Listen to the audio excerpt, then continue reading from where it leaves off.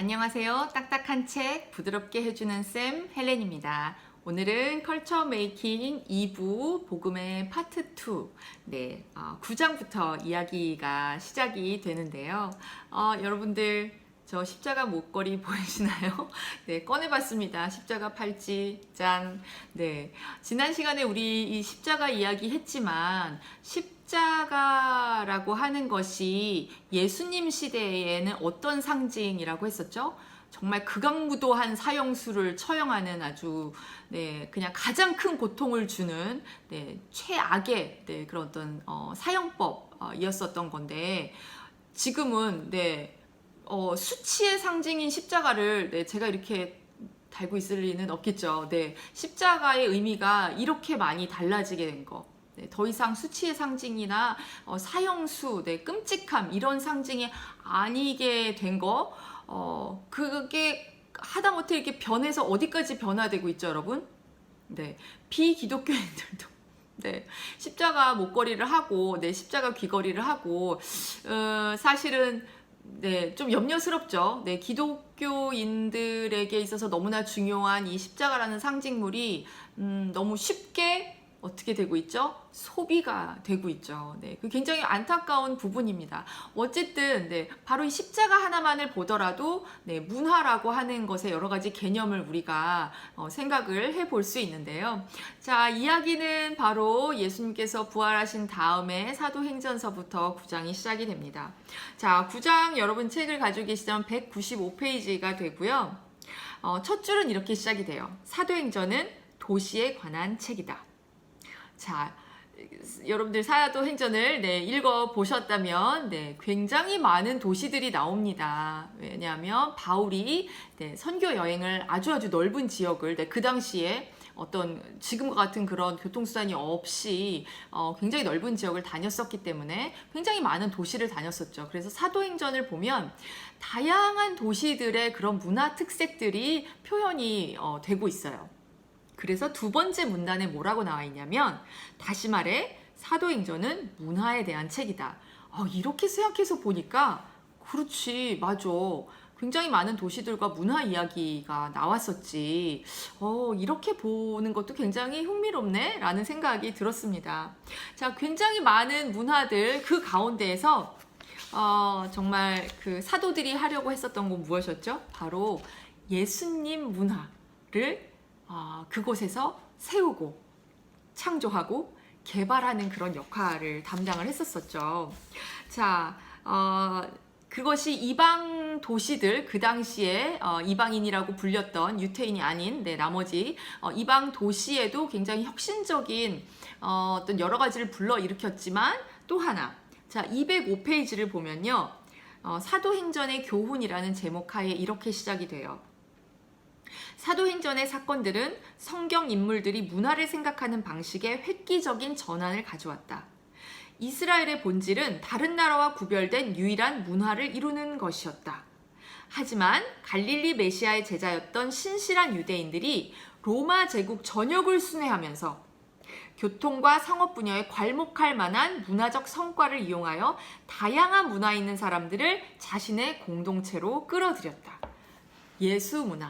여러분들 아시는 분도 많으시겠지만 우리가 크리스찬이라는 이름을 쓰고 있는데 그리스도인 크리스찬이라고 불려진 게 그 당시에 초대교회 시대에 우리를 크리스찬으로 불러주세요. 우리는 크리스찬이에요. 라고 이야기한 것이 아니라 예수님의 제자들 그리고 그 공동체들이 워낙 뭔가 달랐기 때문에 좋은 방향으로 저들은 뭐지? 그리스도를 믿는 사람들이래, 예수님을 믿는 사람들이래 하면서 그야말로 외부인들이 이 기독교 공동체를 크리스찬이라고 부르기 시작했잖아요. 그러니까 이 문화라는 키워드를 가지고 생각한다면 와, 정말 어마어마한 우상과 거짓과 폭력과 많은 악이 난무하던 그 시대, 물론 지금도 마찬가지지만 그리스도인들이 그 도시를 다 들어가서 공동체를, 교회를 세우고 창조하고 개발하면서 예수 문화를 만들어 나가서 그게 정말 그런 이름으로 콜링이 된 거죠. 닉네임이 붙은 거죠. 그 당시에. 자, 그럼 이것이 어떻게 가능하게 됐을까? 뭐 저자가 이제 이야기하는 걸 우리가 충분히 예상할 수 있지만 바로 오순절 사건입니다. 네. 오순절 사건을 통해서 이 어마어마한 혁명 같은 일이 벌어졌는데요. 사도행전은 이 쭉 스토리를 통해서 계속해서 그 유대인들이 가지고 있었던 기존의 생각들, 관습들과 또 이방인들에게 이 복음을 전하면서 유대인들이 가지고 있었던 그것을 예를 들면 할례라든지 그런 걸 막 먹는 거 그거 그대로 막 따라야 한다고 하니까 막 이방인들이 반발하고 막 서로 헷갈려하고 그 뭐가 옳은 거냐 막 다들 막 사도들이 막 예루살렘에 오고서 막 회의하고 이런 과정들이 쭉 나오잖아요. 그래서 저자는 이렇게 표현하고 있어요. 사도행전은 문화 분별 과정의 시작이다. 네. 우리에게 지금 사실 너무 필요한 게 바로 이 분별이잖아요. 뭐가 옳고 그른지 사람들마다 다 다른 이야기를 하는데 잘 모르겠어요. 그죠? 모르는 게 굉장히 많죠. 그렇지만 분명히 우리에게 분별의 힘을 주셨고 또 성경이라고 하는 진리를 이제 우리에게 주셨는데 어쨌든 사도행전은 그 시작점을 알리는 것이다라고 저자가 이야기하고 있습니다. 도대체 무엇이 본질이고 무엇이 비본질인가? 지금도 우리가 그것을 가지고 굉장히 많이 헷갈려하고 혼란스러워하는데 뭐 그 당시는 말할 것도 없었겠죠. 그렇지만 정말 성령님의 도움으로 이들은 본질을 찾아가게 됐고 그래서 그 정말 기독교가 바로 이 땅 한국까지 와서 우리가 바로 제가 이런 방송을 하고 여러분들이 이런 방송을 들을 수 있게 된 은혜를 누리게 된 것이 아닌가 싶습니다. 자, 또 하나 이제 재미있는 에피소드가 소개가 되는데요. 208페이지를 가보시면 이제 초대교회 시절 이야기입니다. 208페이지에 보면 그 1세기 기독교 시대에 최소한 2종류의 전염병이 로마 인구의 3분의 1에 해당하는 인명을 앗아갔대요. 이처럼 끔찍한 상황이 닥쳐오니까 이교도 측 엘리트와 성직자들은 아무런 미련 없이 도시를 떠났대요. 당시에 유일하게 활동한 사회 조직망은 교회뿐이었다고 합니다. 교회는 그리스도인과 비그리스도인 모두에게 기본적인 치료를 해주면서 죽음을 초월하는 희망을 불어넣었다고 해요. 자, 이제 쭉 내려가서 교회가 전염병을 치료할 수 있는 마술이나 약을 가지고 있지는 않았지만 사람들이 이처럼 끔찍한 병에서 살아남을 수 있었던 것은 삶에 가장 필요한 기본 요소, 음식, 물, 그리고 우정이 제공되었기 때문이다라고 이야기를 하고 있습니다. 자, 그래서 209페이지 쭉 그 이야기가 이제 이어지는데요. 도시를 수차례 휩쓸고 간 전염병에서 월등한 생존율을 보인 집단은 그리스도인 and 그리스도인에게 간호를 받은 이교도들이었대요. 전염병으로 수많은 친구와 가족을 잃은 이교도들은 새로운 친구와 가족이 필요했고 이 때문에 자연스럽게 기독교로 개종했다. 교회가 성장했던 것은 공포에 직면하여 희망을 선포했기 때문만이 아니라 병들어 죽어가는 사람들에게 새로운 방식으로 다가갔던 문화적 영향력, 죽음을 무릅쓰고 그들을 돌보았던 자발성이 있었기 때문이다. 네, 저는 지금도 사실 기사에는 주로 안 좋은 뉴스들이 많이 나오잖아요. 그렇지만 정말 숨은 어딘가에서 이것을 하고 있는 하나님의 사람들이, 의인들이 저는 아직도 많이 있을 거라고 믿습니다. 네. 그리고 우리 역시도 그런 역할을 해야 되는 것이겠고요. 네. 정말 이 초대교회 사람들, 크리스찬으로 불렸던 사람들이 만들었던 이 문화가 얼마나 매력적이었는지 퍼져서 결국은 로마 제국이 이 기독교를 국교로 받아들이게 되죠. 자, 그런데 어떻게 되죠, 여러분?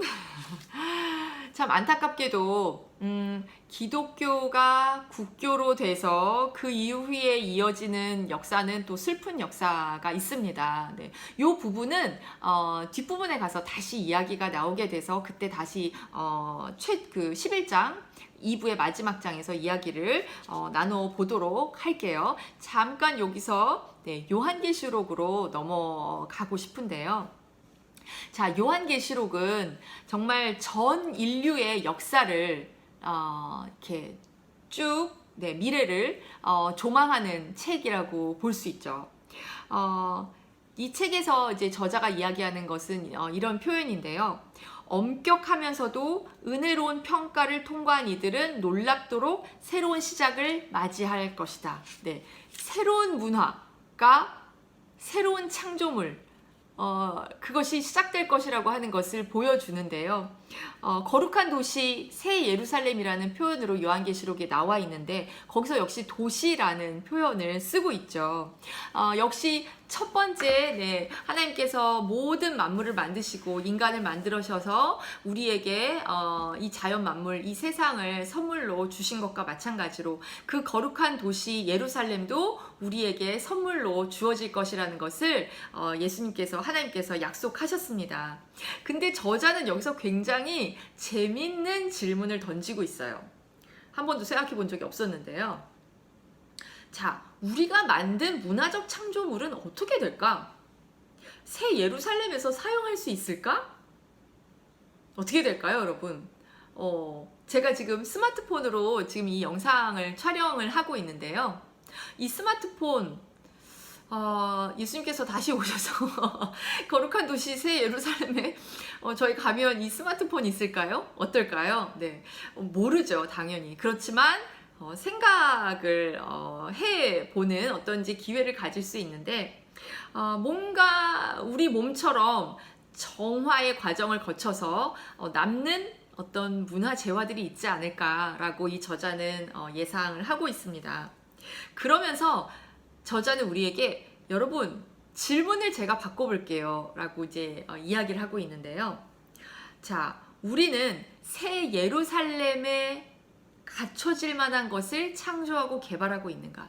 그러니까 다 이렇게 정화를 해서 남을 만한 것을 창조하고 개발하고 있을까? 아니면 불로 이렇게 태웠더니 남지 않고 다 타버리는 그런 것을 우리는 창조하고 개발하고 있을까? 물론 모든 어떤 창조와 개발의 과정에서 이것을 하나하나 따지면 네, 아무것도 못하겠죠. 그리고 우리는 분별력이 충분하지 않기 때문에 그것을 분별하는 거 결코 쉽지 않습니다. 그런데 중요한 것은 적어도 그냥 막 해서는 안 된다는 거, 문화적 책임감을 가져야 된다라고 하는 것을 강조하고 있고요. 모든 것이 정말 하나님의 구원의 목적에 합당하다면 그것은 결국 남게 되지 않을까라는 이야기를 하고 있습니다. 저자는 이야기를 하면서 이렇게 마무리를 해요.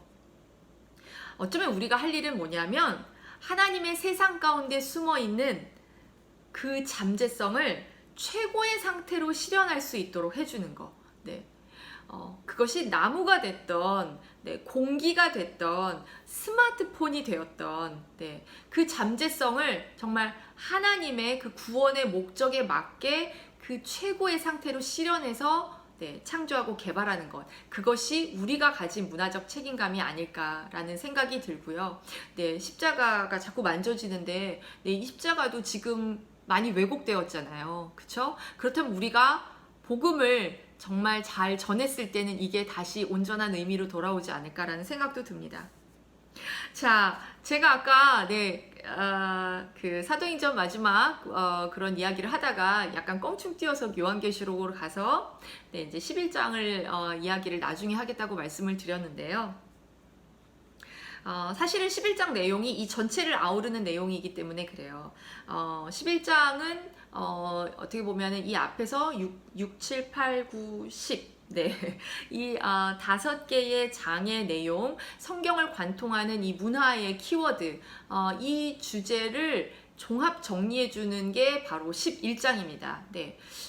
여러분 그렇다고 해서 11장만 읽으시면 안 됩니다. 오히려 이해가 잘 안 되실 수도 있어요. 자, 페이지 233페이지로 우리 넘어가 볼까요? 자, 233페이지에 가보시면요. 11장의 제목은 영광스러운 불가능. 이 제목은 또 무엇인가 생각이 드실 수도 있는데, 자, 제가 233페이지를 읽어보겠습니다. 과감히 말하자면 문화는 인간을 향한 하나님의 본래 계획이다. 그리고 문화는 하나님이 인간에게 주신 선물로 우리의 임무이자 은혜이다. 문화는 창조자에 대한 인간의 반역과 하나님의 심판이 드러난 장이기도 하지만 하나님의 자비가 나타난 장이기도 하다. 예수님, 조금 넘어가서요. 예수님은 문화 개발자이자 창조자였다. 문화 가운데 살면서 그 안에 있는 좋은 것을 확인하시기도 했고, 유대인과 이방인의 가능성과 불가능성, 무엇이 가능하고 무엇이 불가능한가, 그 지평성을 재형성하는, 자, 우리 이 지평선 단어가 여기 다시 나옵니다, 여러분. 지평선 기억나시나요? 우리가 볼 수 있는 어떤 한계, 시야의 한계, 그 너머에 근데 분명히 무엇인가 있다는 것을 우리가 알고 있다는 거. 그런데 지평선을 옮기면, 뭐 이렇게 생각하실 수도 있죠. 예를 들어서 우리가 그냥 육안으로 보는 그 시야는 굉장히 한정적인데, 조금 더 좋은 안경, 망원경 같은 것을 놓고 보면 더 멀리 보이고 지평선이 다르게 보일 수도 있잖아요. 그죠? 혹은 이렇게 이제 도시에 살면 지평선이 사실은 잘 안 보이는데 이제 그런 것들을 좀 이렇게 무너뜨렸을 때, 그러니까 상징적으로 무너뜨렸을 때 지평선이 다시 새롭게 형성되는 것을 우리가 볼 수도 있고요. 이제 그런 의미이겠죠. 유대인과 이방인의 가능성과 불가능성의 지평선을 재형성하는 완전히 새로운 문화 재화를 만드시기도 했다. 그분은 십자가에서 깨어진 문화를 온전히 짊어지고 돌아가셨지만 다시 부활하셔서 느렸지만 결코 굽힐 수 없는 문화의 구속을 시작하셨다. 예수님의 부활은 문화 이야기가 막다른 끝을 향하지 않고 이제 새로운 시작을 맞이할 것이라는 희망을 보증해준다. 이 새로운 시작에 대한 궁극적 환상의 중심에는 거룩한 도시가 있다. 요한계시록에 나오는 거룩한 도시죠. 그곳에서는 사랑과 노력이 가장 좋은 결실을 맺고 이로 인해 모든 사람이 영원한 찬양을 부르게 된다. 요약하자면 기쁜 소식이라 불릴 자격이 있는 유일한 이야기는 처음부터 끝까지 문화로 가득 채워져 있다. 제가 이렇게 읽고 나서 보니까 굉장히 그 요약이 된 것 같네요. 한 페이지로 요약이 될 것 같은 생각이 들기도 합니다. 근데요, 사실 11장은 이게 핵심이 아니에요. 그 다음에 바로 이어지는 이야기가 이렇습니다. 하지만 하고 시작해요. 하지만 복음은 문화 안에 갇힐 수 없다. 저는 이 말이 너무 멋진 말이라고 생각했어요. 생각해보면 그렇죠.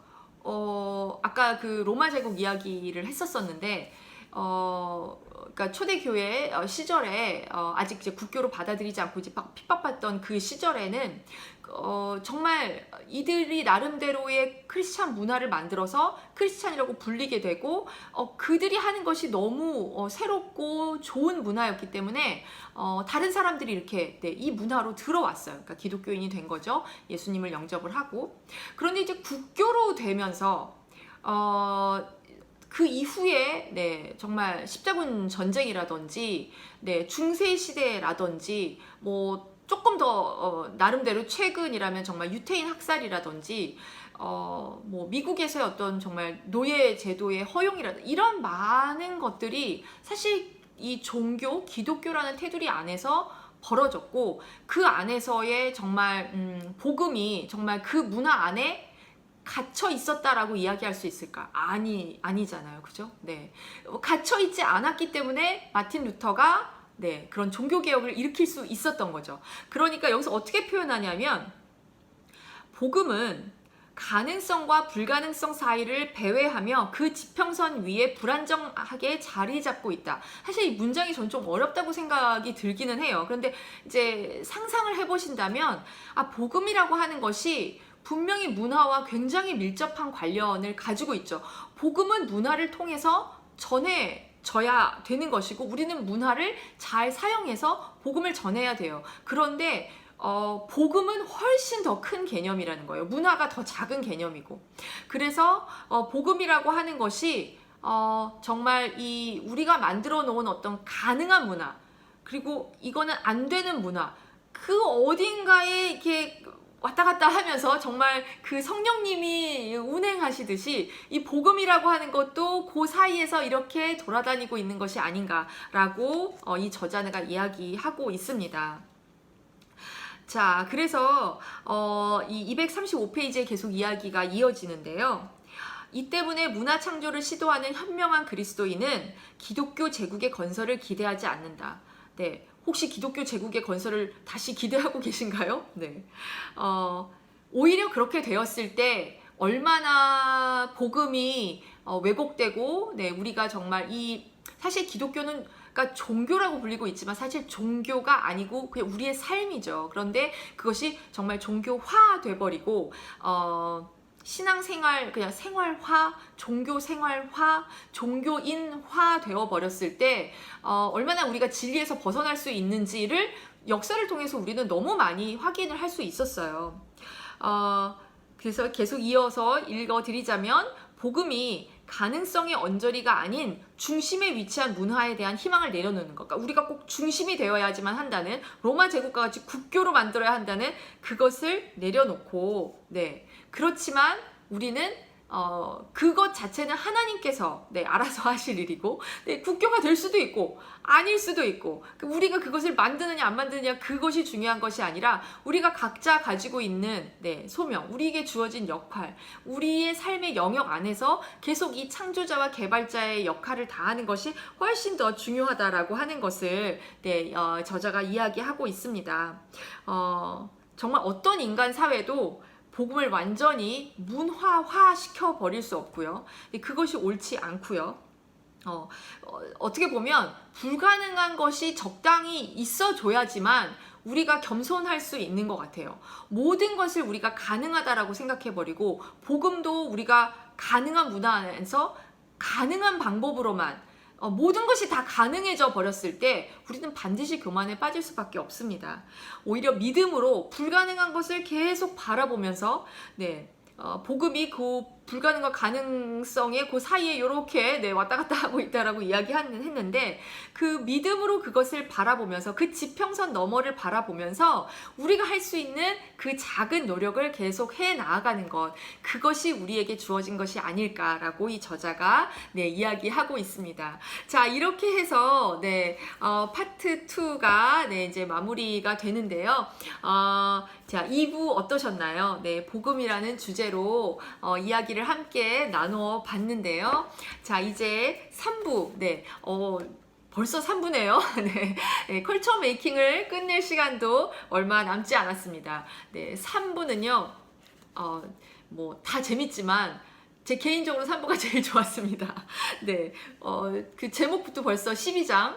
12장 제목이 왜 우리는 세상을 바꿀 수 없는가? 왜 우리는 세상을 바꿀 수 없습니까? 네, 이런 생각을 하고 계신 분들이 계실 텐데요. 굉장히 실질적인 이야기가 나옵니다. 그래서 함께 읽어가시면서 네, 우리가 정말 크리스찬으로서의 우리의 크리에이티브 컬링 네, 이 창조적 소명을 회복하는데 다시 네, 관심을 가지시면 좋을 것 같습니다. 감사합니다.